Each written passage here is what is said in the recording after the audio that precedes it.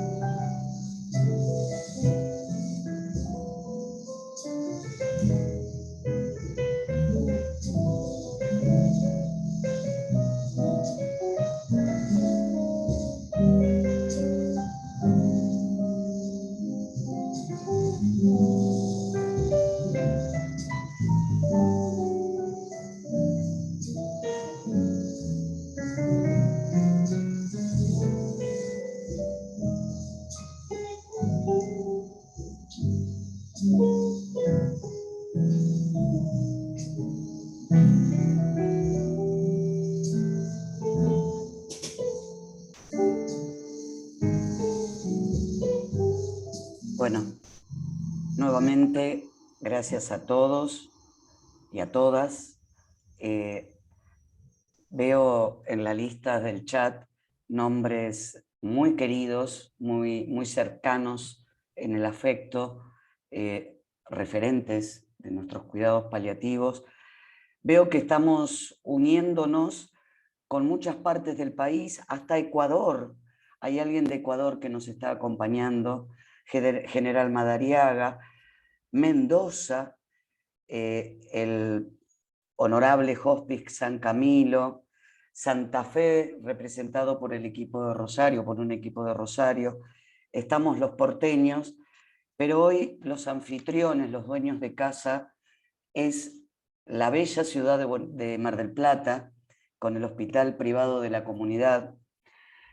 Y voy a pasarle la palabra al director médico del hospital privado de la comunidad. Los que hayan entrado al principio habrán compartido nuestra conversación y nuestras felicitaciones, porque el doctor Pablo Malfante, que va a compartir la actividad, no solamente es el director médico del Hospital de la Comunidad de la Ciudad de Mar del Plata, sino que, y sobre todo, es integrante del equipo de cuidados paliativos de dicho hospital.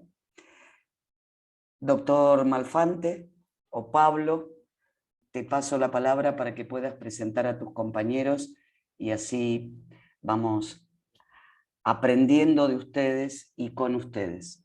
Gracias, gracias por sumarse. Bueno, muchísimas gracias Liliana, muchas gracias a la asociación por la invitación. La verdad que para nosotros es un honor, un placer compartir este momento. Y sí, realmente el hospital, en realidad el hospital privado siempre ha estado muy cercano al desarrollo de los cuidados paliativos desde su creación. Nosotros hoy estamos cumpliendo 50 años de vida y el hospital inicia en el 71, pero fíjense que en la década del 80 ya empezó a conformar una unidad de cuidados paliativos. Seguramente ustedes recuerdan y han conocido, muchos de ustedes, al doctor Mancini, que fue uno de los pioneros del desarrollo de los cuidados paliativos en el hospital en esa época, ¿no? Después, a lo largo de la década de los 90 y principio de 2000, se generó un programa que tomó el nombre de los equipos de soporte españoles y lo llamábamos PADES, y hacíamos también todo lo que tenía que ver con la atención e internación domiciliaria y cuidados paliativos en el hogar, ¿no?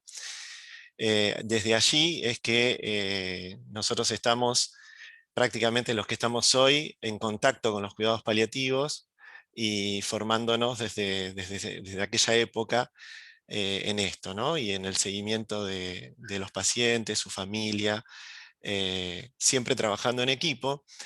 Después, en el año 2001-2002, bueno, la crisis que tuvimos como país nos golpeó muchísimo y más o menos para el año 2005-2006 hubo que desarmar el equipo y bueno, muchos seguimos por ahí solos, pero tratando de continuar con esa llama que venía desde hacía tanto tiempo, y eso nos hizo poder volver a juntarnos a partir del 2017 en este equipo actual que denominamos Equipo Multidisciplinario de Cuidados Continuos, y que bueno, y que hoy vamos justamente a hablar de un tema tan importante como son las directivas anticipadas, los que estamos hoy. Mi colaboración en esto es iniciar la charla y presentar al equipo, y después ellos van a ser los encargados de disertar sobre el tema. Van a estar con nosotros la licenciada Alejandra Glasser, que es psicóloga, y la doctora Marina Echem, que es psiquiatra y psicooncóloga, Janina Escarillo, que es trabajadora social, y el doctor Alejandro Alasia, que es médico paliativista, que también ustedes obviamente conocen. Así que bueno, yo los dejo a ellos y acompaño la presentación.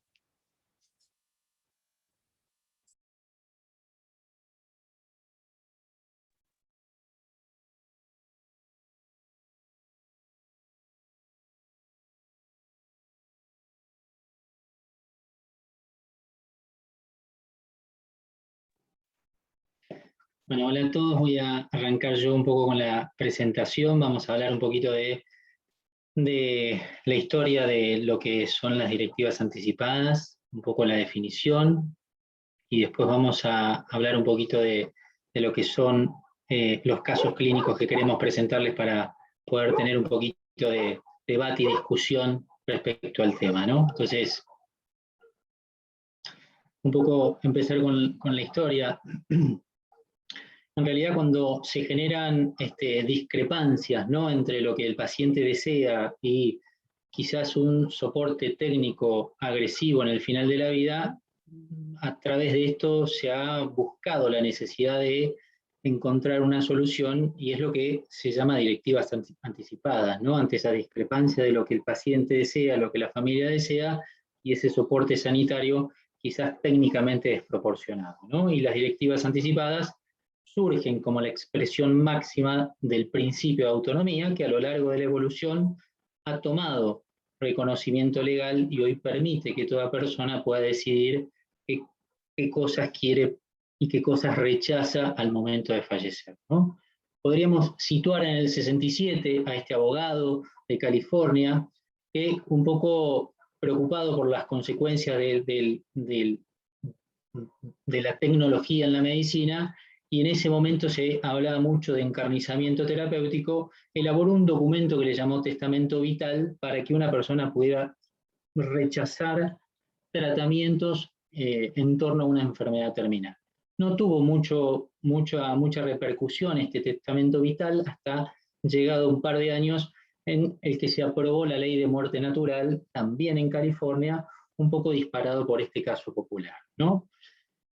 Esto generó quizás controversias desde lo médico y lo jurídico, porque no quedaba claro cómo instrucciones generales podían adecuarse a un paciente concreto, y no se sabía quién podía llegar a representar ante una situación así, cómo matizar esas directivas tan rígidas. Entonces se propuso otra forma de directiva anticipada, como lo que es el poder notarial, que es darle la representación a otra persona que nos ayude a decidir, si no lo pudiéramos hacer, en torno a las decisiones médicas, ¿no? Esto, de alguna manera, también ha generado una cultura de generar testamentos en Estados Unidos, pero, sin embargo, el éxito de que los ciudadanos adopten esta medida de directivas llegaba al 20%. Y a lo largo digamos, en el año 91 se propone una ley federal del acto de autoprotección la Ley Federal de Actos de Autoprotección del Paciente, en lo cual el Estado brindaba a todas las instituciones que recibían dinero del Medicare, del Seguro Social, a implementar activamente las directivas anticipadas de sus pacientes, ¿no? Esto llevó a un aumento de las directivas anticipadas en la población, sin embargo se estancó con el tiempo. Y autoridades sanitarias propusieron hacer un estudio, el estudio SUPOR, para evaluar y reducir las intervenciones agresivas en el final de la vida y mejorar un poco la comunicación en torno a estas discusiones, ¿no? Este estudio que llevó y recopiló cerca de 9.000 pacientes, tuvo dos fases, una de observación y otra de implementación, en el cual no pudieron demostrar que las directivas anticipadas por sí solas tenían un valor importante, ¿no? Y que debían ser comprometidas quizás en un enfoque un poco más amplio en la toma de decisiones compartida, que le llamaron el cuidado, la planificación del cuidado avanzado, ¿no? Entonces, ¿por qué son importantes las directivas anticipadas? Bueno, hay evidencia que los pacientes, posterior a la documentación, bajan los niveles de estrés y de depresión a la semana de haber implementado. No solo reduce el estrés a los familiares y la ansiedad a los familiares de no tener que tomar la responsabilidad de una decisión que podía no haber sido lo que el paciente hubiese decidido. Las directivas anticipadas, escritas, reducían las intervenciones agresivas en el final de la vida. Hay documentación que es inversamente proporcional tener una discusión antes de los 30 días de vida a tener medidas agresivas al momento de fallecer. Y este trabajo de María Silveira documenta cómo el representante legal o el subrogante hace valer las directivas anticipadas, ¿no? Es decir, en este estudio de 3.700 pacientes que habían fallecido, el 42% requirió tomar decisiones, de los cuales el 70% tenía su capacidad de decisión perdida, ¿sí? Tenían deterioro cognitivo, delirium, o no podían tomar decisiones. De esos 70% de pacientes, el 70% tenía directivas anticipadas, de los cuales pudieron estar alineadas con sus deseos y sus preferencias en el 97%. Esos pacientes que tenían directivas anticipadas tenían menos probabilidad de fallecer en un hospital y de recibir cuidados agresivos, como decíamos antes, ¿sí? Le cedo la palabra a Janina.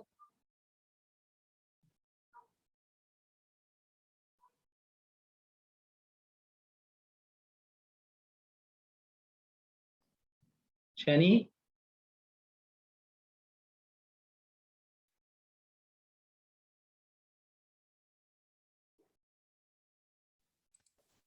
Yani, ¿estás ahí? Sí, está. Seguí un poquito, Ale, si querés, y hasta que ya ni Bueno, resuelva. Porque no las directivas anticipadas, por definición, las directivas médicas anticipadas, como figura en la ley que tenemos actualmente. Ahí está, ahí estoy. Perdón, que no podía sacar, estaba silenciada. ¿Podemos pasar a la otra diapo?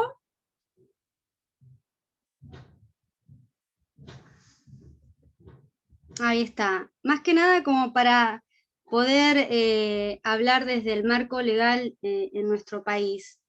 En el año 2009 se promulgó la ley 26.529, que es la ley que regula los derechos de los pacientes, que atañe en cuanto a la atención de salud. Es la ley que incorpora esta nueva figura sin precedentes en la tradición jurídica argentina, que, bueno, las directivas médicas anticipadas. Si bien los derechos personalísimos tenían antecedentes constitucional en orden a lo normado en el artículo 19 de la Constitución Nacional, no existía hasta esta sanción de la ley norma alguna que los consagre de forma expresa.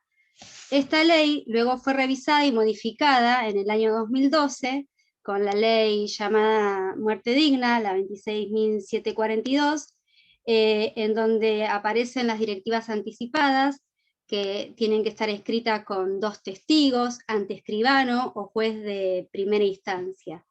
Luego, en el año 2015, en el Código Civil y Comercial, aparece que, bueno, designan a personas, uno puede designar a una persona o personas para ejercer de curatela sin necesidad de notarios, y aceptando estas directivas médicas verbales.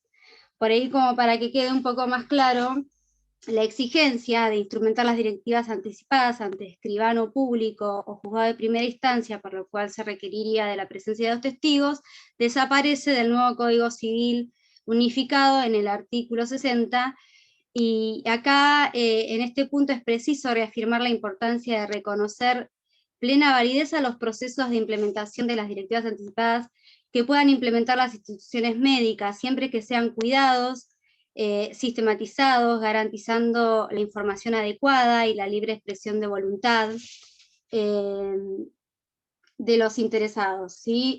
Es que por regla dichos procesos no deben ser interferidos mediante la acción de profesionales del derecho, implicando un costo simbólico, económico, que pueda afectar la voluntad del paciente. Ahora sí podemos pasar a la otra. Entonces ahí podemos definir a las directivas anticipadas, las directivas médicas anticipadas. Toda persona plenamente capaz puede anticipar sus directivas, puede conferir mandato respecto a su salud y en previsión de su propia incapacidad, puede también designar a la persona o personas que han de expresar el consentimiento para los actos médicos y para ejercer su curatela. Las prácticas que implican desarrollar prácticas eutanásicas se tienen por no escritas porque no están dentro de la ley, y es una declaración de voluntad que puede ser libremente revocada en todo momento.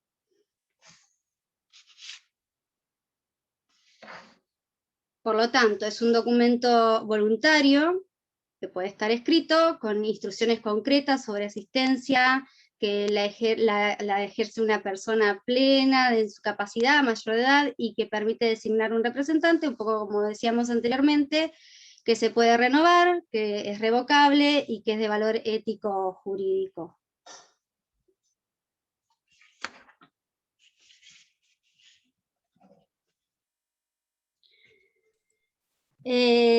Hablamos de una planificación avanzada, es decir, de un proceso activo de comunicación, de reflexión entre paciente, familia, entorno y el equipo de salud, que asegura que los planes de tratamiento se alineen con los fines, con necesidades de los pacientes, para asegurar de esta manera la calidad de vida más elevada posible durante el estadio final de la vida de una persona. Debe proporcionar indicadores para los cuidados futuros cuando el paciente no tenga capacidad de decisión, y obviamente el resultado puede ser un documento escrito, que es el llamado directivas anticipadas.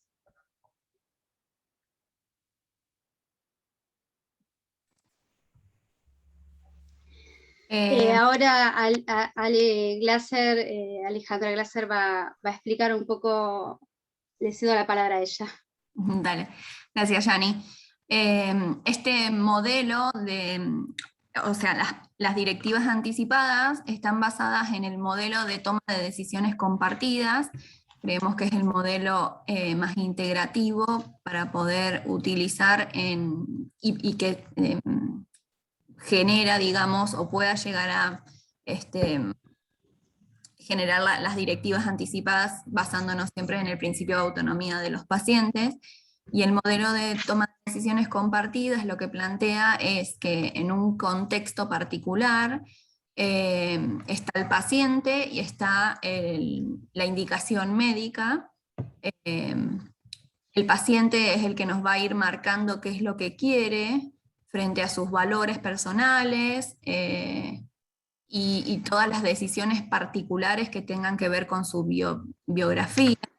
Y el médico que va a ayudar es a ir planteando ciertas indicaciones médicas desde la responsabilidad como profesional para proveer todo tipo de información sobre la evidencia y eficacia de los diagnósticos o los posibles tratamientos. Pero lo más importante es este proceso de interacción entre el médico y el paciente, o el médico y el paciente y su familia, en donde hay un intercambio constante de información y en donde se participan ambos en la toma de decisiones. De este proceso de interacción es que se va a facilitar mucho más el poder planificar los cuidados y el que el paciente pueda ejercer bajo el principio de autonomía la práctica de sus directivas anticipadas. Bueno, y este es un esquemita que muchas veces utilizamos para poder ir pensando en qué momento puede aparecer el pensar sobre las directivas anticipadas. Tal vez lo ideal sería frente a un paciente sano que pueda pensar sobre cómo le gustaría recibir determinados tratamientos o no recibirlos, pero concretamente en nuestro caso y desde lo que venimos trabajando en el equipo, las directivas anticipadas que trabajamos son más dentro de lo que tiene que ver con las enfermedades crónicas y con ciertas condiciones avanzadas más cercanas al final de la vida. ¿Ale? Bueno, vamos a describir ahora dos casos que hemos seguido en el equipo. Y el primero es acerca de una paciente que se llama María, que tenía 68 años, era viuda y estaba en pareja hace 17 años con Juan, de los cuales tenía 4 hijos y uno había fallecido por un accidente de tránsito hacía 3 años y no tenía relación con sus otros 3 hijos, y había una directiva de no informarle a esos 3 hijos. No quería que habláramos con esos 3 hijos de su diagnóstico de su situación avanzada. Juan era su cuidador principal, ¿no? Ella tenía antecedentes de problemas cardiovasculares, tenía hipertensión, diabetes tipo 2 controlada, tenía obesidad, y en el 2013, en octubre, le hacen el diagnóstico de un cáncer uterino, ¿sí? Vamos a seguir la secuencia, esto es en años, ¿no? Es decir, en el 2013, es decir, en octubre le hacen el diagnóstico, en el 2003, en noviembre comienza con 6 ciclos de quimioterapia, hace un seguimiento durante 2 años y tiene recaída de enfermedad a nivel del peritoneo, digamos, evidenciado por imágenes, pero en la laparoscopía diagnóstica la biopsia era negativa, el lavado era negativo, los marcadores tumorales eran negativos, no se podía confirmar lo que imagenológicamente veíamos y se decidió hacer un seguimiento. En ese mismo mes ella decide que no quería realizar más tratamientos. Ya haber pasado por esos 6 ciclos de quimioterapia, no quería someterse a más tratamientos, pero quería seguir con controles, ¿no? En julio del 2016 aumentan esas lesiones y ahí sí se confirma con una nueva laparoscopía el diagnóstico anatomopatológico de que tenía recaída. No quiere realizar tratamientos de quimioterapia y se le propone, debido a los marcadores hormonales, era un tumor respondedor a bloqueadores hormonales, comienza con megestrol y tamoxifeno durante 2 años, ¿sí? A los 2 años vuelve a tener aumento de las lesiones peritoneales, aparecen lesiones en el vaso y tiene anatomía patológica de esas lesiones a nivel del lavado peritoneal, ¿no? Rechaza nuevamente hacerse quimioterapia y continúa con seguimiento el 2018 al 2019, ¿no? En 2019 aumentan las lesiones en el vaso y una adenomegalia importante a nivel del psoas derecho y comienza con dolor, y ginecología propone, debido a la insistente negativa de realizar tratamientos, escriba sus directivas anticipadas y se realiza el enlace con psicooncología y en 2 meses ya viene con las directivas escritas y han sido registradas en la historia clínica, escritas de puño y letra, ¿sí? En febrero del 2020 tiene una internación breve, 48 horas, por un cuadro de insuficiencia cardíaca, sobrecarga, un poco de diuréticos, balance negativo, mejora dramáticamente y vuelve y continúa con el seguimiento del equipo para control de síntomas y con psicooncología. Tiene una nueva internación al mes siguiente. Nosotros durante las internaciones podemos trabajar muy a nivel de todo el equipo, nos contactan y podemos ir entre todos y empezamos ahí a hacer el seguimiento de caso a nivel domiciliario. A veces podemos tener presencia domiciliaria con el equipo de enfermería, pero muchas veces es la gestión de caso que hace Janina, y en esa internación empieza con un poco más de dolor, más de síntomas y continúa con el seguimiento ambulatorio. La internación de septiembre del año 2020 es una internación de la cual ahora vamos a hablar, pero es una internación importante porque ingresa con un cuadro marcado de confusión y de claudicación familiar, en el cual nos lleva a ordenar un poquito el trabajo que veníamos haciendo, o lo que veníamos descansando sobre las directivas nos hace replantear un poquito el esquema, ¿no? Tiene al mes siguiente una internación en el cual fallece con sedación.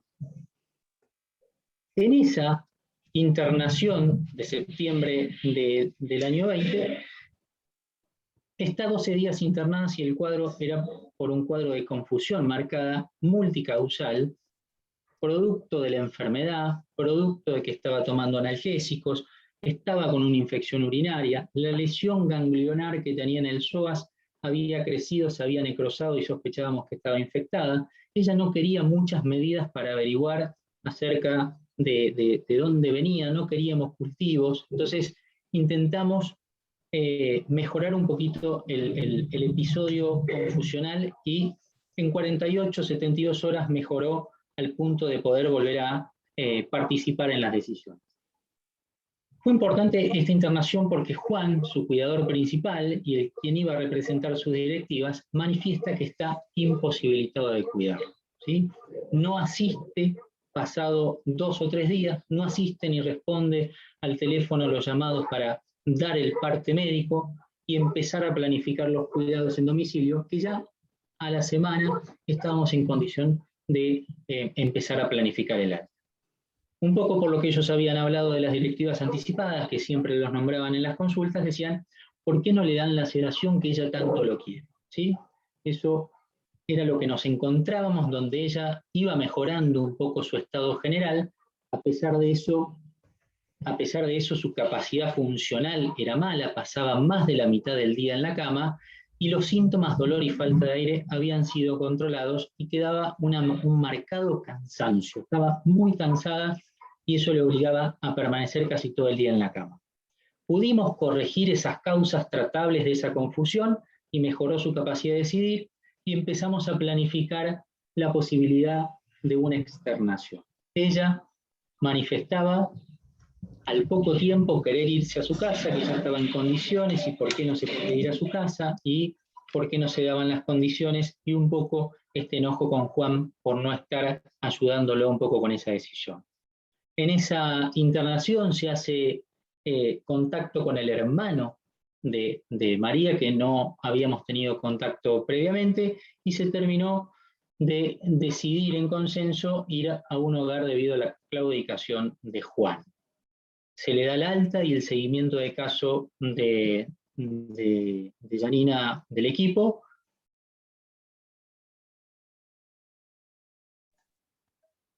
Bueno, y ahí es donde se consensúa que ella pueda ir a una residencia de larga estadía, se hace un seguimiento ambulatorio, en contacto permanente con el hermano. Ahí su pareja empieza a tomar contacto con ella nuevamente, y ella, más conectada con el entorno, pide volver a contactar a sus hijos. Es ahí donde desde la intervención interdisciplinaria coordinamos una reunión familiar interdisciplinaria para poder abordar lo que en cuestión estaba pasando. Se cita a los hijos y tenemos una entrevista con ellos. Ellos estaban al tanto de la situación de enfermedad de María, pero no estaban al tanto del pronóstico. Y querían poder acompañar en este momento y poder cumplir con la voluntad y con el deseo de María, que era poder permanecer los últimos días de su vida en su casa. Desde ahí tratamos de acompañar, de reorganizar los cuidados, y tratamos de que pueda tener todo el soporte necesario en su casa. Los hijos se comprometen a acompañarla y asistirla, y es así donde, bueno, permanece durante un tiempo determinado, que consideramos, creo que eran 15 días, en su casa, con los soportes necesarios. Luego se descompensa y, bueno, fallece internada en el hospital, con sedación paliativa. Acá es importante resaltar el abordaje interdisciplinario. Desde el equipo es muy importante poder acompañar estos procesos interdisciplinariamente, porque es necesario la intervención del médico, de la psicóloga, de la trabajadora social, para poder acompañar a la familia.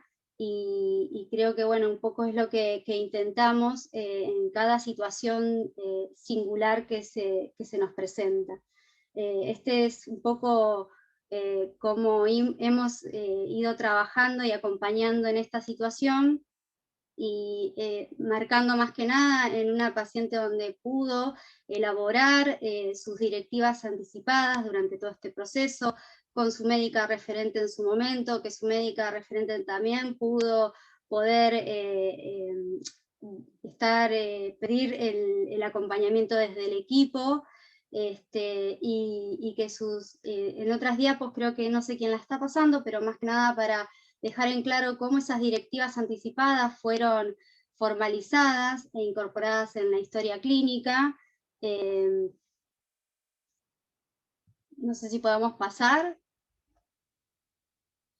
Esta es la parte de la historia clínica, donde nosotros en la parte de alertas ponemos cuestiones importantes a resaltar. Acá es donde nosotros ponemos, tiene directivas anticipadas, ver la evolución, porque está en la otra diapo la evolución de la médica que acompañó y que intervino en este proceso. Y ella lo puso, le escribió con puño y letra. También hay una parte en legales donde nosotros podemos escanear los documentos externos que también quedan informatizadas en la historia clínica. Lo importante es poder resaltar el proceso que fue acompañado, donde la paciente pudo manifestar su voluntad, y donde pudo ser acompañada todo este tiempo por su médica y después acompañando interdisciplinariamente desde el equipo.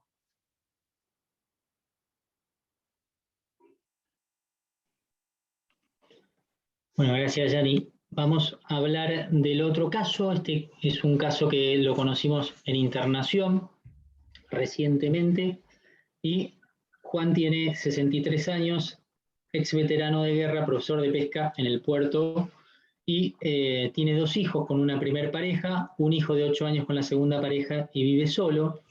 Había tenido un linfoma no Hodgkin a los 31 años, era un paciente cardiópata, tenía enfermedad coronaria, se le había realizado, digamos, 2 stents en Buenos Aires, y tenía un EPOC moderado, diabetes tipo 2 no insulino requeriente, un poquito de enfermedad renal crónica, estaba en tratamiento con eritropoyetina para el tratamiento de la anemia, y estaba empezando a ser estudiado por un síndrome mieloproliferativo en el cual había biopsias y estudios moleculares pendientes.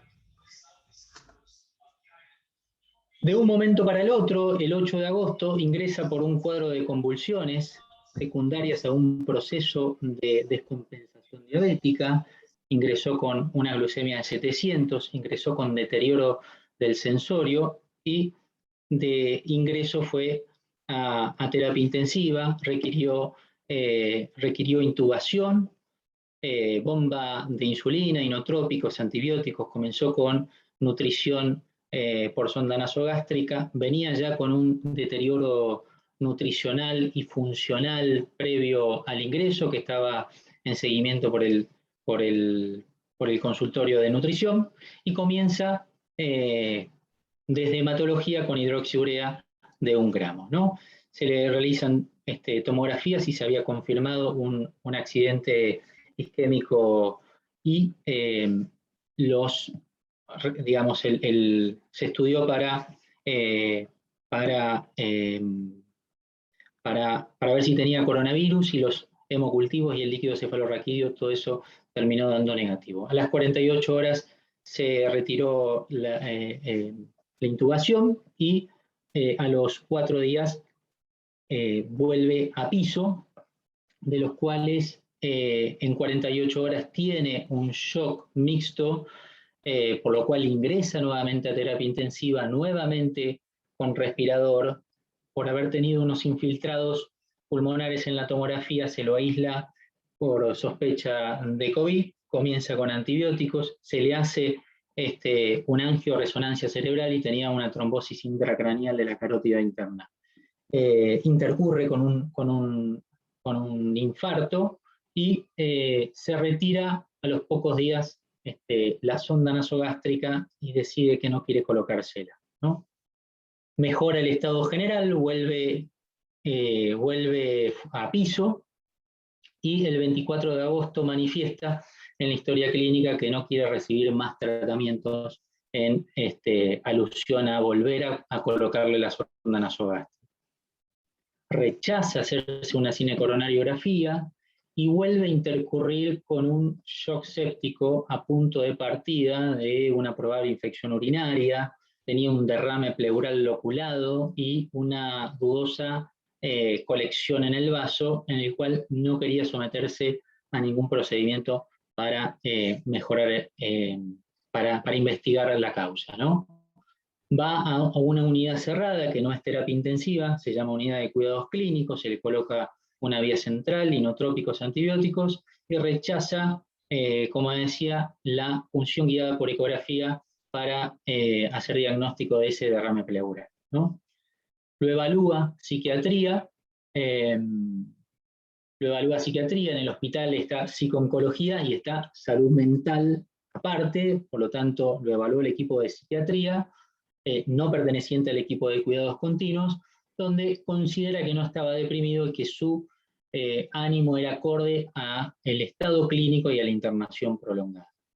El 14 de septiembre nos hacen la interconsulta, cuando nosotros lo vamos a ver. La interconsulta fue un poco por esta negativa a querer hacerse estudios y porque las causas eran tratables, y la insistencia de su negativa nos planteaban hacer un seguimiento conjunto. Cuando nosotros lo vamos a ver, estaba con una somnolencia marcada, estaba con un delirio, un hipoactivo que parecía una depre, se acomodó un poco la medicación, estaba con opioides, se retiraron los opioides, estaba en 48 horas con capacidad de hablar, pero con tanta astenia y somnolencia que a veces hacía difícil entablar una conversación, o nos llevó un tiempo importante poder discutir un poquito sus preferencias.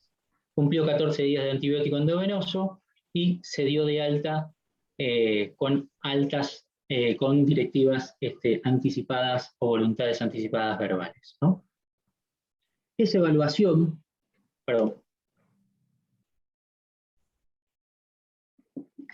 que le hicimos con Ale Glasser, el paciente estaba profundamente debilitado, estaba muy cansado, se lo veía con una limitación funcional, nutricional importante. A nivel sintomático estaba con dolor leve, dificultad para dormir, y tenía un grado de ansiedad y depresión que parecía ser, digamos, lo pusimos como moderado, y una somnolencia que era moderada, ¿no? Tenía un profundo cansancio, inapetencia y un malestar general, ¿no? No estaba al momento de la evaluación, cuando pudimos empezar a hablar de las directivas, no estaba con confusión por un instrumento, y su estado psicoemocional podríamos definirlo, que después Ale por ahí lo puede profundizar más, pero no era una depresión, parecía ser una crisis existencial por estar internado, por tener tantas complicaciones, porque no todo se dio de alguna manera bien, tantas intervenciones y haber pasado por terapia intensiva, definía que no quería volver a pasar por eso y rechazaba nuevamente la terapia intensiva, intubación, pero no quedaba claro hasta qué punto quería el rechazo completo de todas las medidas, ¿no? El estatus nutricional mostraba que ya venía previo a la internación con un proceso de nutrición severo, pero tenía una pérdida de su peso del 11%, una pérdida de porcentaje del 11% de su peso, que ajustado el índice de masa corporal, ajustado a la pérdida de peso, mostraba que estaba con un grado severo de desnutrición y un riesgo alto, ¿no? Esto, como categoría, informaba que estaba en un cuadro de caquexia. Conoce el diagnóstico, sabe las complicaciones que ha presentado la internación, conoce la fragilidad clínica y, a pesar de ofrecerles tratamientos que no podíamos garantizarles que pudiera estar mejor, él rechaza, porque hacerle una punción era una punción diagnóstica, había que hacerle una decorticación, cirugía de tórax quería hacerle una decorticación de la pleura y no estaba en condiciones. La punción guiada por ecografía, se pensaba si iba a ser prudente hacerlo, algunos pensaban que había que hacerle una esplenectomía por el riesgo de sangrado, y a su vez en esa discusión él desea querer irse a su casa y no seguir con las medidas de tratamiento.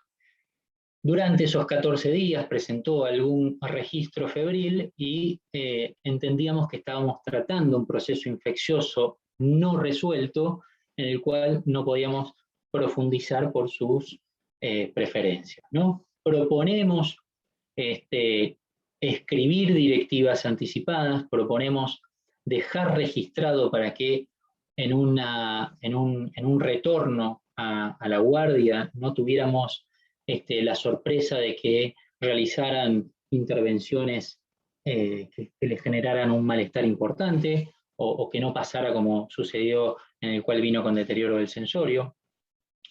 Y el paciente se va a la casa de la madre de sus 2 hijos mayores, que eran un poco los representantes de las directivas en los cuales pudimos trabajar quizás más con ellos que con él puntualmente. Dejamos registrado lo mismo que con María en las alertas, así figuran en las alertas cuando alguien va a hacer las indicaciones. Pusimos que tenía directivas anticipadas verbales porque se iba a ir a casa, justo era un viernes, teníamos miedo a que volviera durante el fin de semana. Activamos con el equipo de clínica médica, siempre hay algunos de los médicos en guardia en el cual se activaba pasarse un poquito la información para estar atentos si él iba a volver, ¿no? Lo mismo el registro en la pantalla principal cuando uno ingresa a la historia clínica. Ale, ¿querés hablar un poquito acerca de lo emocional? Sí, cuando, bueno, esa primera evaluación que hicimos, que no pudimos hablar con él, pero sí lo que hicimos fue comunicarnos telefónicamente con los hijos, en base a esto que nos venía planteando los médicos clínicos sobre que él no quería seguir haciendo tratamiento, indagamos un poquito más y profundizamos en la historia del paciente, y lo que nos referían los hijos es que no les sorprendía que él esté decidiendo eso y que ellos aceptaban lo que él estaba planteando.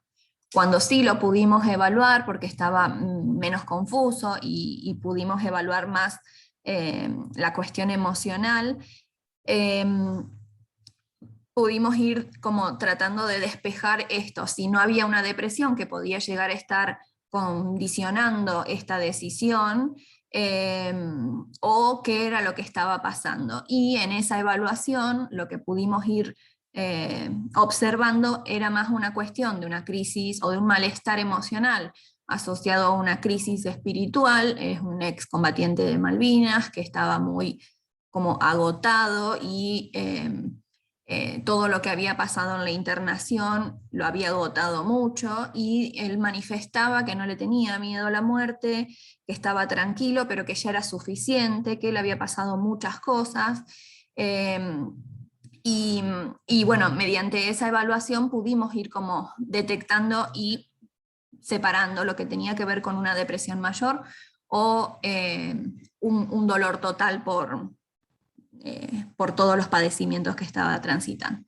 Así que el trabajo principalmente fue, bueno, con él y chequeando y abordando también a sus hijos, como para que ellos puedan ir entendiendo lo que nosotros íbamos evaluando y tomando decisiones en conjunto.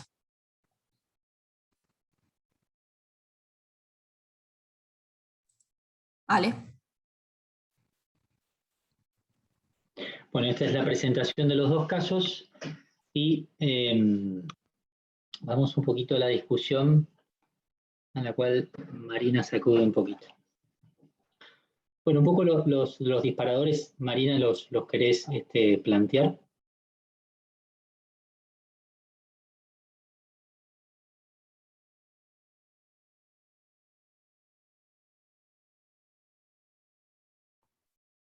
No se escucha. Perdón, Marina. perdón, que ahí me desmuteo.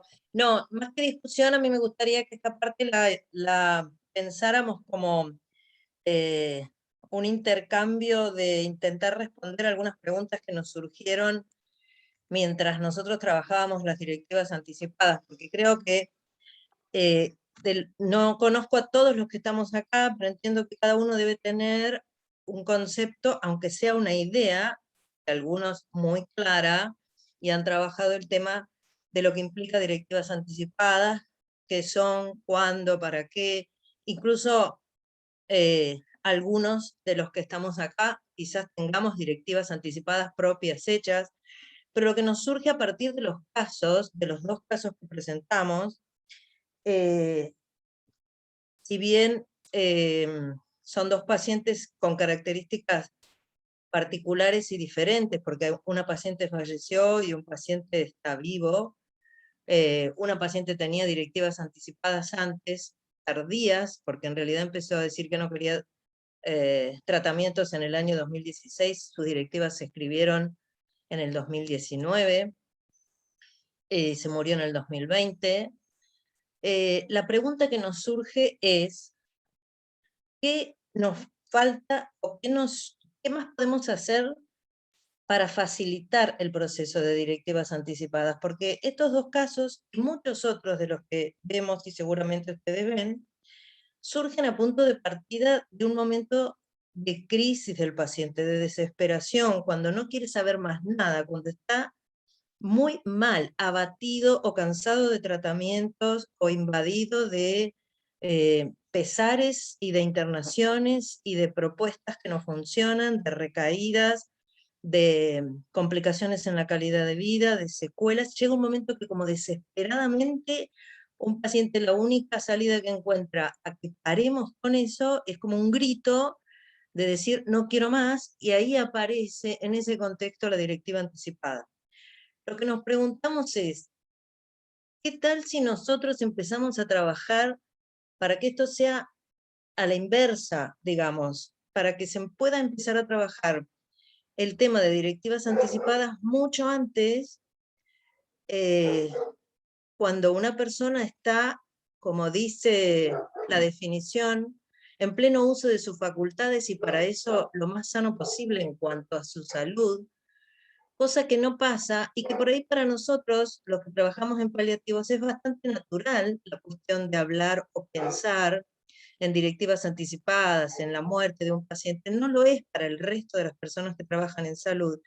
Y al contrario, es un tema que se evita habitualmente. Entonces, me parece que tenemos que empezar a dar una vuelta y buscar la forma de trabajar nosotros desde el paciente sano, lo más sano posible, pero pensando que en paliativos los pacientes, una vez que nos llegan, ya están bastante afectados, por lo menos en algún aspecto. Entonces, nosotros creemos que hay que trabajar con el resto de los colegas, todos los que no hacen paliativos, además para que también en su vínculo con los pacientes, buscar la forma, buscar el momento, trabajar la relación médico-paciente, convocarnos como equipo multidisciplinario, ver cuál es la forma de instalar el tema en las instituciones, en los consultorios, de que directivas anticipadas empiece a formar parte de, del diálogo médico-paciente en algún momento de la historia de esa relación, de manera tal que ese paciente pueda charlarlo en la casa, en la familia, y se vaya naturalizando el tema, que no tiene necesariamente que ver, porque lo que nos pasa, entiendo yo, y por ahí es una postura muy personal, es que si nombramos directivas anticipadas en nuestro ámbito, en el hospital, ¿por qué es hablar de la muerte? ¿No? Y la verdad es que es hablar de la muerte y es hablar de la vida también. Hoy, como uno está y en el estado que está, tiene ganas de pensar en vivir como quiere vivir hasta el último momento. Incluye esa parte, vivir, seguir viviendo como yo soy hasta el último minuto de mi vida. Lo puedo plantear, lo puedo decir a los que están cerca de mí, cómo me gustaría que fuera. No tiene que ver necesariamente con hablar de que me voy a morir mañana. Entonces, la pregunta es, ¿cuáles son las trabas? ¿Qué nos traba para llegar a esto? Porque nosotros encontramos trabas en las otras especialidades para hablar del tema. Y nosotros mismos, yo pregunto y me pregunto, ¿cuántos de los que estamos acá tenemos directivas anticipadas? Aunque no sean escritas, lo hemos charlado lo suficientemente como para que si nos pasara algo, los más cercanos mañana pudieran decir, no, fulano no quería tal cosa. ¿Cuál es la traba? ¿Cuál es la dificultad? Si la hay. ¿Y cómo los equipos de paliativos podríamos facilitar el destrabar estas cuestiones? Me parece que por ahí pasa la reflexión, y lo que nos gustaría es que desde acá hoy saliera una propuesta, en lo posible a nivel institucional, de cómo incluir el tema de directivas anticipadas, que se haga, con el tiempo se haga masivo, que la gente tenga acceso no solo a la información de cómo es una directiva anticipada, sino que tenga información escrita, folletos, un formulario, que haya un consultorio en los lugares donde se puede de directivas anticipadas y se pueda charlar con las familias. Entonces la pregunta es, ¿cómo podemos colaborar la gente de paliativos para instalar este tema? Bueno, muchísimas gracias. En primer lugar, agradezco al equipo esta presentación clarísima y súper completa en relación al tema de directivas anticipadas. Los felicito y bueno, abro ahora a la discusión. Contamos con la presencia de dos especialistas en el tema, tanto en el ámbito legal como ético, como son la doctora Susana Ciruzzi y la doctora Isabel Pinzemín, que ya han empezado a participar a través del chat. Así que las voy a invitar, si les parece, también a que puedan hacer sus aportes. Me parece que estos casos que han presentado invitan a la reflexión en relación a las directivas anticipadas, en relación a muchas aristas, ¿no es cierto? ¿Cuál es el valor de las directivas anticipadas? ¿Cuál es el rol del equipo? ¿Cuál es la preparación del equipo y el hábito de los profesionales en relación al proceso, ¿no es cierto?, de diálogo, de planificación del cuidado, de toma de decisiones compartidas y de promover la autonomía, que de eso se trata fundamentalmente, ¿no?, de los pacientes. Y también algo que fue surgiendo a lo largo de la presentación de ustedes, que tiene que ver, digamos, cuál es el límite, ¿no es cierto?, en relación a qué se toman las directivas anticipadas y cuál es el límite del equipo en relación a la proporcionalidad terapéutica y a las decisiones médicas, ¿no? En dónde empieza la decisión de la persona, digamos, del paciente y de su familia, y en dónde, digamos, las decisiones y las discusiones tienen que ser del equipo profesional, ¿no? Yo les voy a leer una pregunta que hizo una médica, Lucrecia Francia, y pregunta, dice: el artículo 60 del Código Civil y Comercial no deroga la ley que dice que la directriz anticipada tiene que ser ante un notario. Pregunto qué validez tiene el artículo sobre la ley. Susana le responde en el chat, pero yo le invito si puede abrir su micrófono y puede comentarlo para que todos lo puedan escuchar. Hola, buenas tardes, bueno, felicitaciones al equipo de Mar del Plata, de una institución a la que yo quiero mucho, con una persona a la cual adoro, que es el doctor Mancini, y de una ciudad que quiero más porque es donde residen mis padres. Así que los felicito. Y bueno, lo primero que por ahí con respecto al tema del artículo 60, hay que dejar aclarado que desde el punto de vista legal, cuando estamos frente a una ley, existe un principio que ley posterior deroga ley anterior, sobre todo cuando son dos leyes de similar jerarquía o una ley de mayor jerarquía frente a una ley de menor jerarquía. Acá estamos frente a una ley nacional, que es la Ley de Derechos del Paciente, y estamos frente a una ley federal, que es el nuevo Código Civil, nuevo viejo Código Civil y Comercial de la Nación. Y que además lo que hace el nuevo Código Civil es garantizar mejor los derechos. ¿Por qué? Porque en la Ley de Derechos del Paciente, cuando se fijó que las directivas médicas anticipadas debían ser realizadas frente a un escribano o frente a un juez, en realidad está restringiendo los derechos, porque si uno piensa en la población que accede en nuestras instituciones de salud, sobre todo públicas, primero no contamos con escribanos dentro de las instituciones de salud, y segundo, esto significaría que tienen que hacer una erogación, conseguir un escribano, y además ir con 2 testigos. Esto se consideró que era un exceso de formalismo, y cuando se sanciona el Código Civil en el artículo 60, entonces se decide sacar esos requisitos, y esto obviamente garantiza mayor accesibilidad, que además, digamos, no modifica en nada la naturaleza jurídica de una directiva médica anticipada, que en definitiva es como un consentimiento informado anticipado, o sea, una declaración de voluntad acerca de cómo quiero que me traten o no me traten respecto al cuidado de mi salud. Así que por eso, digamos, en ese sentido no se necesita que haya una expresión concreta de derogación de una norma anterior, sino que basta con haber garantizado de mejor forma, mejor dicho, los derechos. Gracias, Susi. Leo también el comentario de la doctora Isabel Pinzemín. Ella dice: gracias por la presentación. En el marco de una relación adecuada médico-paciente, creo que se hubieran tomado las mismas decisiones con o sin documento de directivas anticipadas, porque se incluye en el proceso de la subjetividad del paciente. ¿Son entonces necesarias esas directivas anticipadas escritas? Isabel continúa: ¿cómo discriminar los elementos que corresponden a la decisión del paciente o la familia y cuáles son los específicos del equipo de salud, porque requieren para su comprensión una formación médica específica y en muchos casos el paciente y la familia no lo manejan?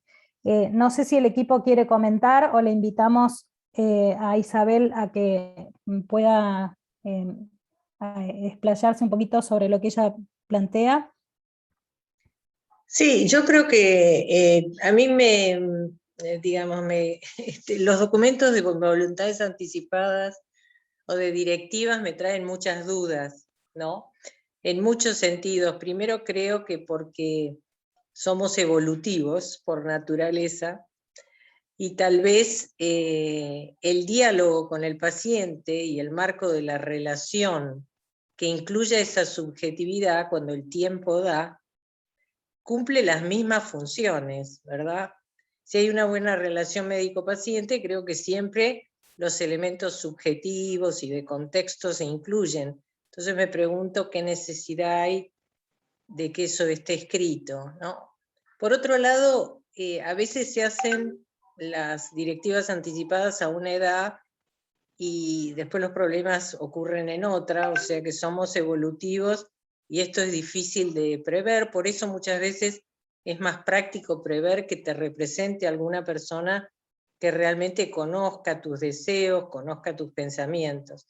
Y un tema que me parece más complicado, no solo en el ámbito de los cuidados paliativos, sino en muchas especialidades, es que hay un contenido técnico específico que a veces se le plantea a la familia para que decida, por ejemplo, y creo que es un hecho un poco brutal, porque son decisiones muy gruesas que muchas veces hay que tener bastante información técnica para saber qué se puede hacer, y por ahí se explora poco lo que el paciente o la familia sí podría decir, que son los elementos subjetivos, los elementos emocionales. Entonces creo que falta mucho camino para discriminar claramente en las decisiones compartidas qué rol nos cabe a cada uno, ¿no? Al equipo de salud y al paciente y a la familia. No sé, esas son dudas que me surgen con esta cuestión. Hola Isabel, ¿cómo va? Hola Alejandro. ¿Cómo estás? Bueno, acá con Juan nos pasó que durante toda la internación y estando más allá que venía con cierto deterioro funcional y nutricional, y se podía haber anticipado hablando con la familia de que quizás mucho del cuidado que recibió no estaban en sintonía con lo que él hubiese preferido, cuando llegó con pérdida de conocimiento, no era tan claro para el equipo, no era tan claro cuando ingresó.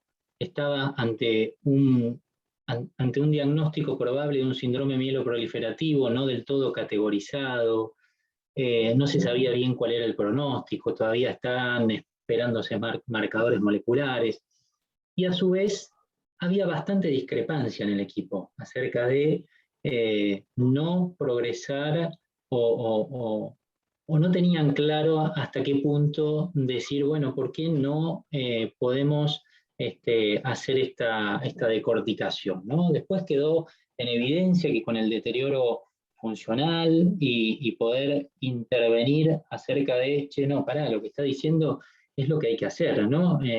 Más allá de que tenga situaciones tratables y que podría mejorar su pronóstico, estaba claro que su concepto de cuidado era otro y no pasaba un poco por lo que el equipo tanto de cirugía como de clínica planteaba, ¿no? Y nosotros lo conocimos 2 días antes de que se vaya de alta, ¿no? Entonces no pudimos trabajar en ese contexto de toma de decisiones compartidas ni de la planificación avanzada de cuidado, no pudimos trabajar mucho las preferencias de él. Entonces, un poco lo que pudimos hacer era determinar si realmente su decisión era esa y acompañar a la familia, ver que eso esté en sintonía con lo que los hijos querían. Y el tema de escribir o dejarlas verbales era quizás un reaseguro por esta duda que tenía el equipo. Y ante la duda, cuando uno acude a la guardia, a veces es más probable que hagamos más de lo que debemos. Entonces, era querer garantizar cierto cuidado, ¿sí? Con respecto a lo que le estaba pasando a Juan, ¿sí? También entiendo de que mucho de lo que hacemos es lo que planteamos acá como directivas anticipadas y no lo hacemos como directivas anticipadas, ¿no? Y que muchas de las directivas anticipadas surgen para pacientes terminales, en el cual si un equipo de cuidados paliativos interviene en la decisión, el proceso es tan llevadero que no hace falta eso, y terminan siendo más útiles para pacientes como conocemos que han estado en estado vegetativo y no sabíamos su postura respecto a lo que hubiese querido, ¿no? Entonces, creo que son útiles, quizás tenemos un rol para facilitar, no sé si el documento escrito, pero sí para garantizar el poder respetar esa decisión que el paciente tiene, se documente o no se documente. ¿Sí?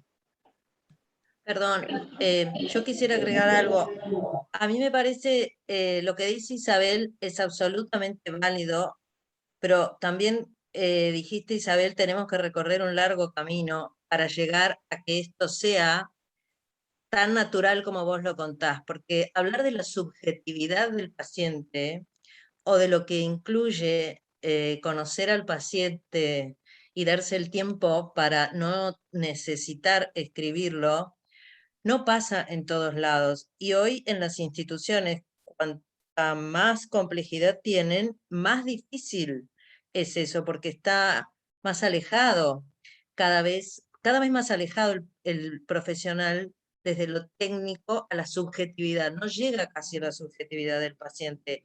Pensá que hay muchos pacientes que llegan a esta instancia en terapia intensiva. Los terapistas no están muy cerca de la subjetividad del paciente cuando tienen que decidir. Y nos pusimos en alerta con esto y también nos abrió un montón de preguntas que estamos todavía respondiendo, la pandemia. Porque en la pandemia empezaron a aparecer pacientes jóvenes, muy jóvenes algunos, con hijos chicos, que de pronto ingresaban en un estado relativamente bueno, se complicaban y cuando llegaba el momento de una eventual colocación de un tubo, de un respirador, decían no quiero. Eso generaba una movida impresionante, primero porque es una institución de alta complejidad, segundo porque como la familia no quería, los padres, los hermanos, los esposos, los hijos, nosotros queremos que lo intuben, aunque él diga que no, el paciente reiteradamente decía, no me quiero intubar, los terapistas dudaban de, pero si no dijo nada, no está escrito, y si tenemos un problema legal, la familia amenazaba.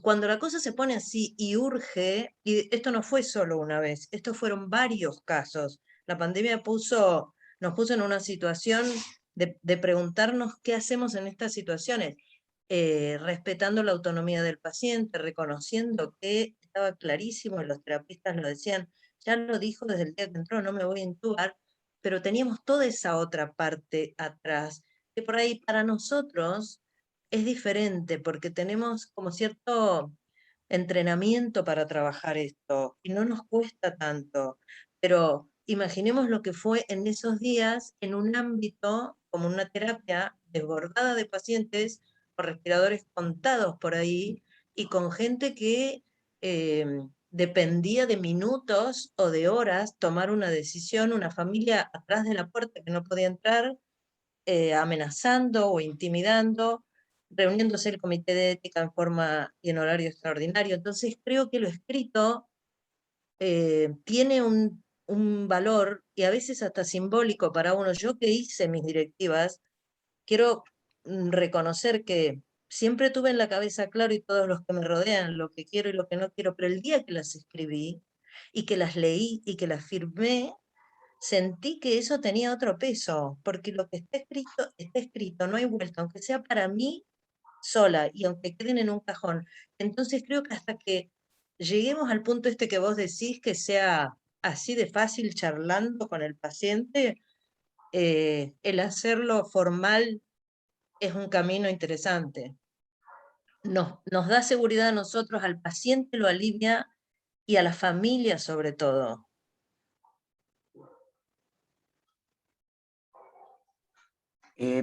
Obviamente que los entendemos y todos los que trabajamos en hospitales de agudos, y yo estoy en uno de alta complejidad, con lo cual pareciera que toda la tecnología está disponible y muchas veces me pregunto si estamos haciendo medicina o medicina a la carta.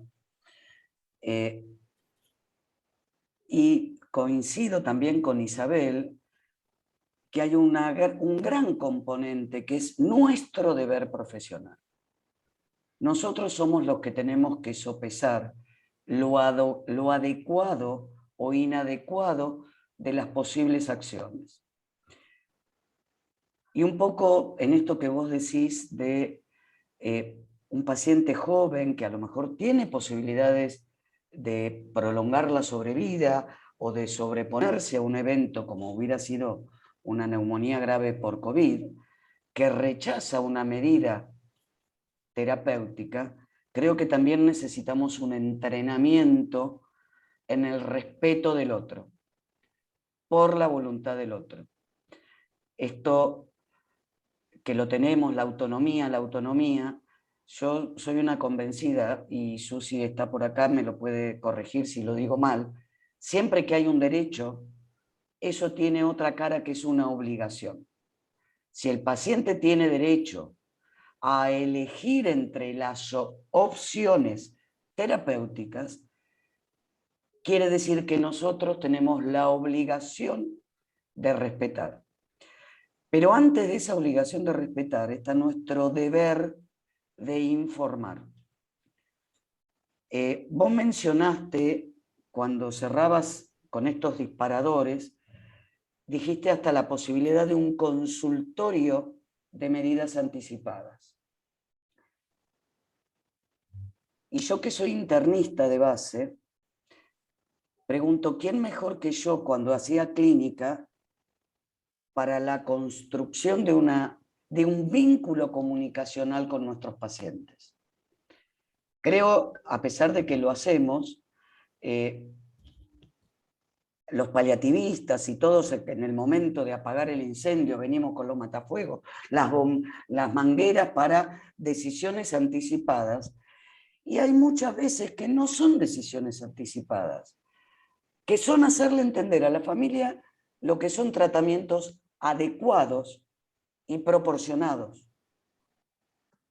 Que un paciente en fase terminal tenga que firmar un documento rechazando soporte ventilatorio, y me parece que algo estamos haciendo mal nosotros. Porque ¿en qué cabeza cabe que puede ser adecuado ofrecérselo? El caso de Juan obviamente es más difícil, porque es un paciente que ni siquiera sabemos estrictamente si su condición de mielodisplasia no será alguna de estas de larga sobrevida. Pero bueno, también es el respeto por su decisión a no quiero más, esto no es para mí. Y creo que lo más importante es educarnos. Pero no educarnos a nosotros paliativistas, no educar solo a nuestros colegas de terapia intensiva, educarnos todos los profesionales de la salud, desde el pregrado, que hay que comunicar y que hay que acompañar y hay que ayudar en la reflexión de todos los pacientes. ¿Desde cuándo? Lo marcaron fantástico en el gráfico. Desde la salud. Después, si hay algo que haya que recalcular a lo largo de la enfermedad, se irá acomodando. Si las directivas anticipadas también son derogables y las podemos ir modificando a lo largo de que el paciente vivencie la situación de enfermedad. El cómo, yo creo que es educando, capacitando, reflexionando en cada residente, en cada estudiante de medicina, de enfermería, irse sembrando la semilla de estar atentos a cuándo es el mejor momento. Y alguien dijo, y la voy a retomar, esperen que lo encuentre, Maxi Smith, pareciera clave observar atentamente la oportunidad, y lo escribió en grande, para realizar las intervenciones necesarias para dar lugar desde lo médico, en el difícil quehacer médico cotidiano. Y sí, esto es parte de la praxis cotidiana, a la que se realicen cuando son necesarias y no tarde o temprano.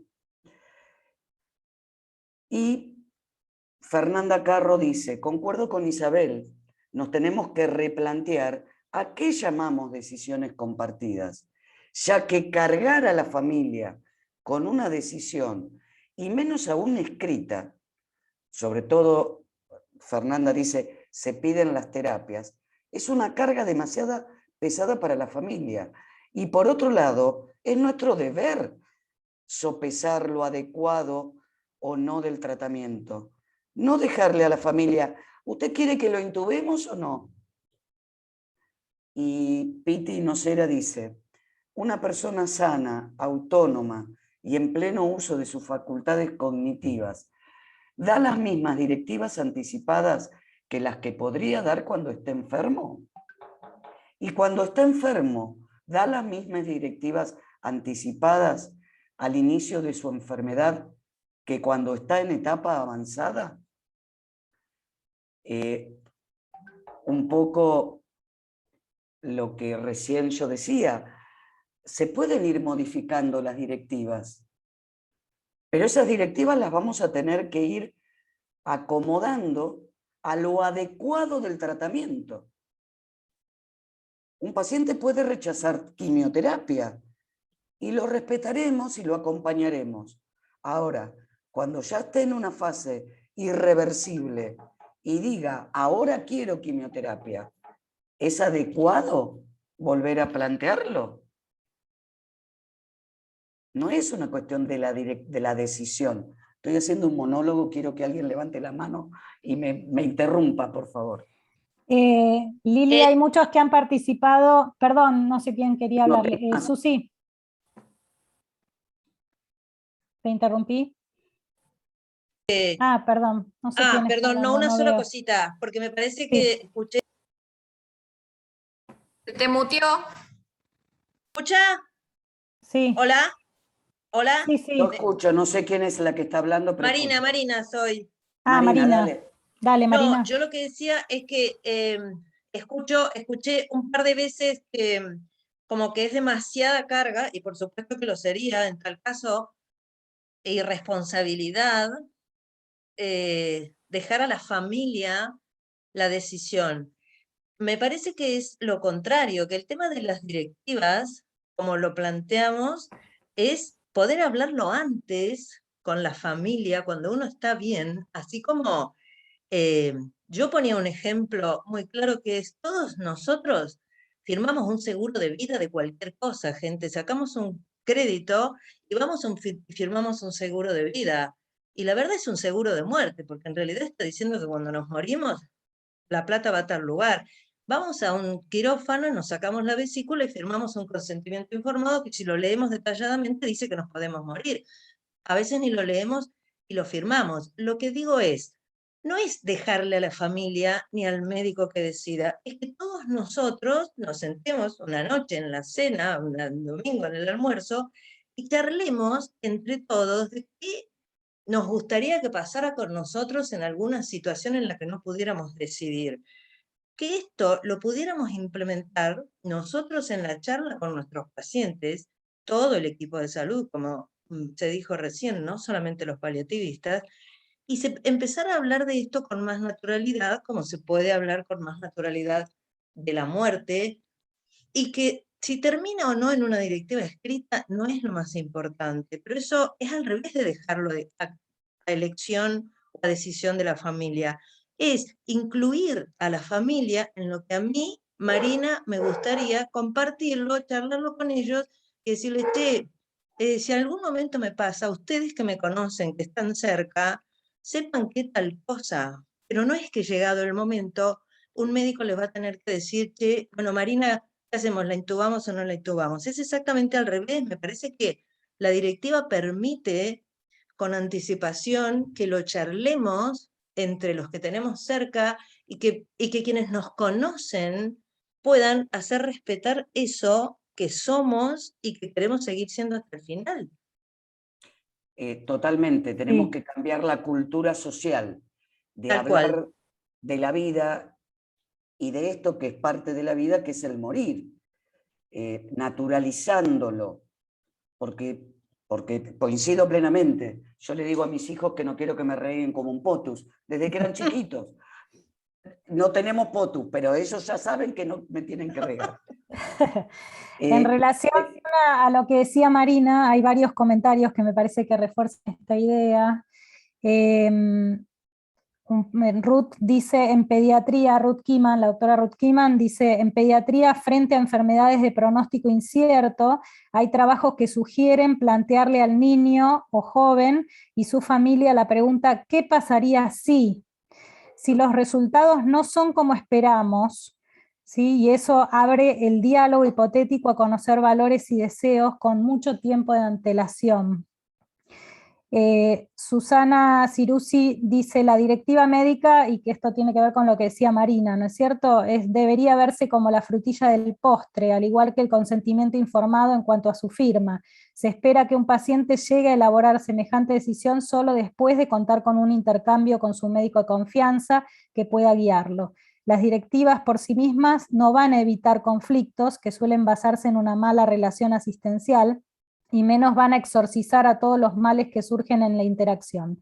Por otro lado, una gran dificultad es para el paciente pensar en autodeterminarse en futuro, es decir, cuando está sano, percibirse enfermo y pensar como quisiera que lo traten. Son conversaciones que tenemos en pediatría donde los niños no se les permite realizar una directiva anticipada, pero siempre armamos en conjunto un plan de atención. Maru Boretti dice, lo que sucede es que las directivas son importantes cuando deben ser utilizadas cuando el paciente ya no puede decidir, sea que tomó sus decisiones para cuando no pueda decidir. Y en relación a esto, que también lo decía Marina en un momento, ¿cuándo cobra más valor el registro, ¿no es cierto?, escrito de las directivas anticipadas en relación a pacientes que por ahí nos toca atender y que no conocemos, ¿no? Como nos pasa mucho con pacientes neurológicos en la práctica, que llegan a la guardia con complicaciones y que el equipo que lo está asistiendo en esta instancia no lo conoce y no conoce sus deseos, digamos, más allá de lo que corresponda proporcionalmente a su situación de salud, ¿no? El valor que toman las directivas escritas en ese momento. No sé, Lili, si me salté algún comentario, no quisiéramos dejar ninguno afuera. Laura, una cosa que yo quería agregar, perdone que me ponga, yo una vez que empiezo a hablar me tienen que cortar porque tengo ese problemita, pero no, una cosa que quería agregar es que Alejandra y a mí, que tenemos un consultorio de psicooncología, ustedes saben que es llamativo la cantidad de pacientes que nos dejan en algún momento, como tenemos una larga historia, por suerte nos conocemos en un momento particular, cualquiera, desde el diagnóstico o en cualquier momento de su enfermedad oncológica y más allá del pronóstico, conocemos mucho de la biografía y conocemos la familia y entablamos vínculos muy profundos, tenemos varias copias de directivas anticipadas de todo tipo de pacientes, algunos que han muerto y otros no, porque les da como una tranquilidad que nosotras, las psicooncólogas que los atendimos, que los conocemos tanto, tengamos unas copias. No somos las representantes, no somos quienes ellos han puesto en las directivas como que hagamos que se cumplan, pero nos dan una copia. Ténganlas por las dudas porque ustedes me conocen y saben lo que quiero. Para nosotros eso tiene un valor terrible, tremendo, muy potente, pero además habla también de lo que genera el vínculo, ¿no? De lo que decía Isabel al principio. La Nosotros, confianza. aún sin eso escrito, nosotros hubiéramos sabido, y si ese paciente se interna, iríamos a donde fuera y diríamos, mira, lo conocemos, sabemos que tal cosa, era marino, estuvo muchas veces al borde de la muerte, nos contó que, pero igual nos dejan una copia como, eso les da seguridad. Perdón que me metí, pero era una cosa que me parecía importante. No, me parece Gracias, perfecto, valiosísima, Marina. porque habla de la confianza. Sí, Y para poder llegar a esto que decía, a elaborar esta torta y ponerle la cereza de la que hablaba Susi, con la firma de un documento de voluntades anticipadas, necesitamos la confianza. tal cual. Por eso yo no Quería imagino hablar, un perdón. consultor. No sé quién está pidiendo. Teresita Borello quería hablar desde hoy. Perdón, le doy la palabra yo, no tengo nada que ver, pero quería escucharla. Tenemos un comentario de Marta Abate que dice, parece que las competencias comunicacionales desde la formación y también la mirada transversal de lo paliativo son las claves. Creo que sí, la educación, la formación en herramientas comunicacionales y la evaluación multidimensional de la persona. Novillo comentario, acá veo, hay que hacer concientización en la sociedad. Escribinos, Teresita, el comentario. Pide la palabra Teresita, sí, ahí en el... Pero que escriba el comentario. No sé si la podemos habilitar nosotros, pero sí. Pero si nos escribe el comentario, lo leemos. Y Fernanda Carro también, si podés escribir, Fer. Hola, Fer. ¿Ahí se escucha, perdón? Sí. Sí. Bueno, buenas tardes. Bueno, soy Teresita, yo resido en la ciudad de Córdoba, y muy rica, por supuesto, la exposición y cada uno de los comentarios, desde ya muy agradecida. Remitiéndonos, aclaro, yo soy abogada y colaboro en la Clínica de Cuidados Paliativos San Pablo, que es la única clínica acá en Córdoba. Así que, bueno, de esta manera me presento y les agradezco muchísimo todo lo que han expuesto. Pero remitiéndome a los últimos dos puntos que se presentan como disparadores, por supuesto que planificar antes, ahí dice antes y no a partir de la necesidad. Yo creo que uno siempre planifica desde una necesidad, desde un objetivo para trazar un camino posible a seguir que por supuesto puede cambiar, ¿no? Llegado el momento uno se anticipa, planifica y llegado el momento si hace falta modificarlo, se modifica. Ahora, lo delicado de esto es que cuando uno atrasa, digamos, esa directiva, esa planificación, y llegado el momento ya no tiene capacidad de expresar su voluntad y quizás internamente lo hubiera cambiado, es muy delicado para la familia o los allegados tomar otra decisión. Entonces, entiendo yo que debemos crecer en esto del lado humano de la medicina y también el lado humano del derecho, ¿no? Y aclarar muchos conceptos porque en el inconsciente general, colectivo, está muy identificada la eutanasia con la muerte digna, y yo personalmente me parece que tenemos que enriquecer conocimientos y formación desde ambos lugares que son tan fundamentales, ¿no? Desde la medicina y desde la abogacía en cuanto a garantizar derechos, ¿no?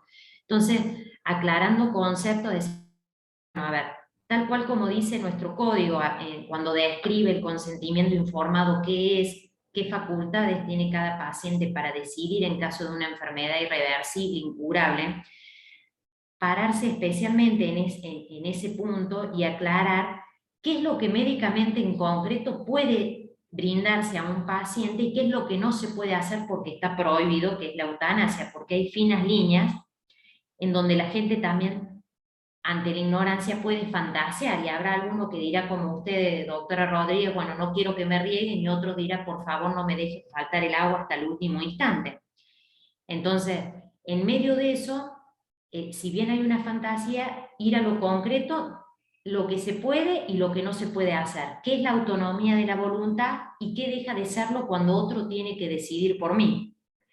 Entonces, eso solamente se zanja con formación, información y nutriéndonos la parte médica con los profesionales del derecho, porque si no cada uno cabalga en su realidad y en sus propias convicciones, que también se ven necesariamente, a ver, es imposible ser absolutamente objetivo cuando uno tiene convicciones y desde la buena voluntad, ¿no? Pero es casi imposible. Entonces, bueno, ¿cómo se zanja eso?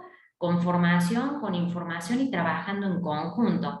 Yo siempre digo, me dan unas ganas de estudiar medicina, pero bueno, no quiero extenderme más, pero básicamente esto, me parece que formándonos vamos a poder ejercer realmente la autonomía de la voluntad y hacer uso de disposiciones legales que sin duda vienen a reforzar lo que es garantizar esa autonomía para que se cumpla siendo un derecho y que en ningún momento pase a ser, digamos, algo ilícito o algo que quede librado a la buena voluntad del médico que le parezca y, bueno, y a las condiciones del sistema sanitario. Así que, bueno, me parece que eso sería sería más que importante, seguir trabajando y formándonos. Básicamente eso. Coincido Gracias, plenamente. Teresita. Estamos muy sobre la hora, ya estamos pasados de la hora y quería darle la palabra para que cierre Alejandro. Sí voy a leer y les pido disculpas a Fernanda Carro y a Ruti, que la verdad que nos hubiera encantado escucharlas y más la experiencia de Ruti en pediatría también. Leo los comentarios y les pido disculpas al resto. Sigan poniendo los comentarios en el chat, que los vamos a ir leyendo todos individualmente, pero así le damos el tiempo al equipo presentador a que cierre su presentación.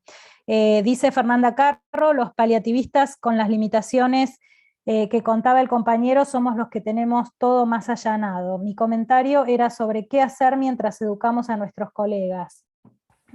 La verdad es que te pido disculpas, Fer, si querés seguir escribiendo algo sobre esta idea, lo vamos a ir leyendo.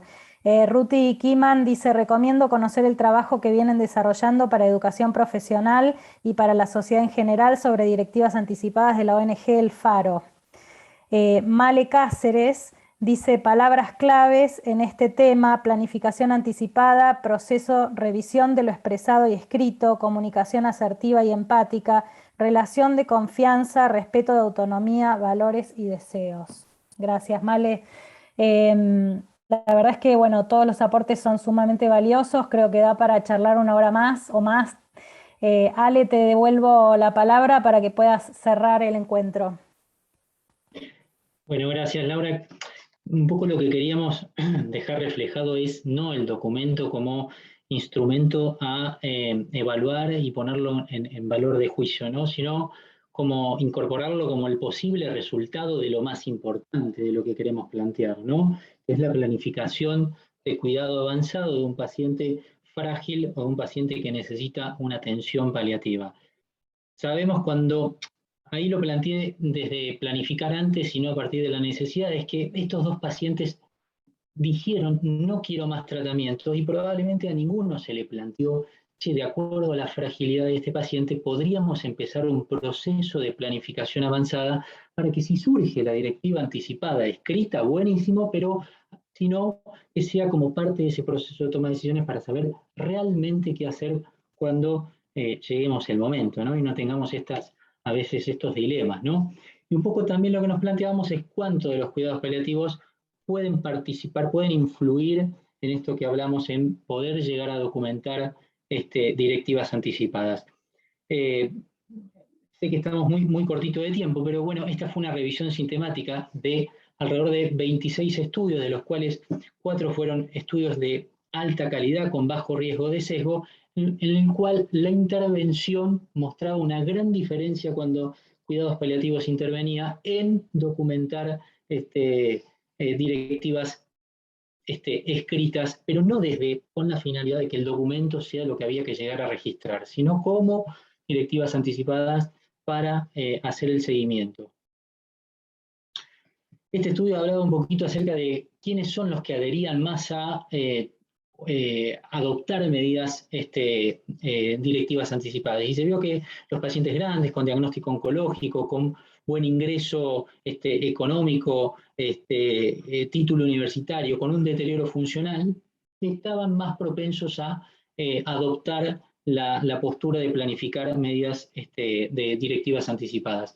Y la dificultad en cuándo iniciar la conversación en diagnósticos no oncológicos como demencia y EPOC, que estudiaron esta revisión, hacía como difícil poder implementar proponiéndolos como barrera, y que los factores son complejos y digamos, relacionados al paciente, al profesional, al sistema de salud, remarcando que el principal barrera modificable era la formación, ¿no? Y también estudio resume lo mismo, y un poco lo que decía de cómo introducir la posibilidad de, en la práctica, empezar a hablar un poquito de directivas. Bueno, un poco el objetivo es designar al subrogante e identificar las preferencias, porque, digamos, que el paciente pueda documentar, pero que no haya alguien que la respalde, que pueda acompañar esa decisión, matizar la rigidez que pueda llegar a tener, no tiene un sentido. Y eso es un poco lo que de alguna manera se propone con la planificación avanzada. Si llegamos al documento, buenísimo, pero sí identificar las preferencias y poder designar a alguien que pueda ayudar a interpretar realmente qué es lo que quería, ¿no? Y concluir con que las directivas anticipadas, escritas, verbales, reducen la carga del paciente. Esto un poco lo que repasamos en la evidencia, ¿no? Pero que ofrecen mejores resultados cuando están integradas, no como un documento a desarrollar, como una tarea para llevar a la casa, sino cuando están integradas en el proceso de atención, sobre todo de cuidados paliativos, que son un resultado de un proceso dinámico y que van a requerir modificaciones y que eso implica un poco el seguimiento a lo largo de la trayectoria de la enfermedad. Que hay que identificar cuáles son las barreras en cada lugar de trabajo y ver cuándo se introducen no solo en la enfermedad oncológica, sino en otros procesos, porque sabemos que la enfermedad oncológica es probablemente no lo más frecuente por lo cual no vamos a morir, ¿no? Y esto un poco lo que estamos planteando con este Ateneo, ¿no? Que tenemos el deber moral de fomentar espacios de discusión, no solo desde el proceso de la enfermedad, sino también, como decía Marina, quizás esta cultura de hablar en casa acerca de cuestiones que son importantes ante situaciones delicadas. Eso es todo. Bueno, muchísimas gracias. Nuevamente, en nombre de la asociación, felicitamos al equipo por la presentación. Creo que dio para mucha discusión, para seguir aprendiendo juntos. Muchas gracias por todo el equipo. Los invito a que lean el chat porque está lleno de felicitaciones y agradecimientos a Mar del Plata. Léanlos. Y bueno, les agradezco además a todos los que se quedaron hasta el final, a pesar de que nos pasamos del tiempo, y aprovecho, me abuso un poquito de esa generosidad para pasar los avisos parroquiales. En primer lugar, contarles que el 12 de octubre se celebra el Día Mundial de los Cuidados Paliativos. El lema de este año es no dejar a nadie atrás, equidad en el acceso a los cuidados paliativos. En este marco va a haber muchísimas actividades que van a estar publicadas en la página de la asociación, los invitamos a explorarla. El próximo Ateneo, digamos el que corresponde al mes de octubre, se suspende en relación a que va a haber otra actividad propuesta por la Comisión de Bioética para los socios de nuestra asociación en relación al tema de la eutanasia, a raíz del análisis de la encuesta que se ha hecho a los socios referente a este tema. Este encuentro de la Comisión de Bioética va a ser el día 29 de octubre, también van a encontrar en la página la información al respecto. Los días 5 y 16 de noviembre va a haber 2 encuentros virtuales promovidos por la Comisión de Nutrición, que tiene que ver con el soporte nutricional tanto en adultos como en niños, y les adelantamos, y esto para que ya vayan agendando, el viernes 3 y 4 de diciembre, que ya lo van a ver en pantalla, se va a celebrar el primer encuentro nacional virtual de la Asociación de Cuidados Paliativos, contando como invitado especial al profesor doctor Eduardo Bruera. Así que los invitamos a que ya lo agenden y que miren la página de la asociación para más información. No sé si el equipo quiere saludar, o Lili para cerrar el Ateneo, y les agradezco muchísimo a todos su presencia. De cierre y de buenas noches, gracias por hacernos pensar, por invitarnos a reflexionar sobre la práctica. Gracias a Susi y a Isabel por haber colaborado desde sus lugares de expertas. Gracias Teresita, que no te conozco, pero bueno, así Susi no está sola como abogada, la primera vez que tiene un colega, o por lo menos que yo recuerde, así que se va juntando gente en el grupo. Felicitaciones y nuevamente muchas gracias. Los esperamos. Si les interesan los cuidados paliativos, asóciense, que la Asociación de Paliativos la hacemos entre todos. Gracias y yo buenas quiero noches. agradecer en nombre del equipo de cuidados continuos del hospital. Quiero agradecer primero a la asociación por la invitación a nosotros. Ahora que pasó, les decimos que nos relajamos un poquito, pero es para nosotros esta una convocatoria tan importante, nos llena de alegría, de orgullo. Yo sé que Pablo, nuestro querido director, está orgulloso y feliz como nosotros. Es una entidad referente. Hay gente que respetamos mucho, Susana, Cirusi, nosotros, varios de los que estamos acá, somos integrantes o fuimos del Comité de Ética del Hospital Privado. Susana siempre ha sido también un referente, aprendimos mucho de ella, y la asociación para nosotros siempre es mirar para allá, aquel lugar que nos manda luz. Entonces que hoy estemos participando de algo que pertenece a esta querida institución es un honor que agradecemos infinitamente. Y la forma en que nos han recibido y tratado como pares, realmente nos llevamos lo mejor. Valió la pena. Janina, lo voy a decir, nuestra trabajadora social estaba en una crisis de pánico social ayer, que casi la perdemos en el intento, pero creo que salió bien. Gracias, porque tiene que ver con el lugar que nos dan y cómo nos recibieron. Janina, los nervios y el pánico nos pasa a todos cuando presentamos permanentemente. Muchas gracias a todos. La verdad que es una experiencia muy emotiva y uno aprende día a día de todo, es así.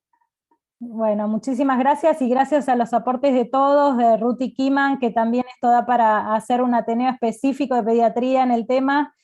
y a todos los que participaron. Sé que hay otras abogadas, Susi, en el auditorio de Rosario, que también han escribana apareció participado. de Rosario. Sí, así que bueno, muchísimas gracias por participar. Los esperamos para el próximo encuentro. Buenas noches. Muchas gracias. Muchas gracias, hasta luego.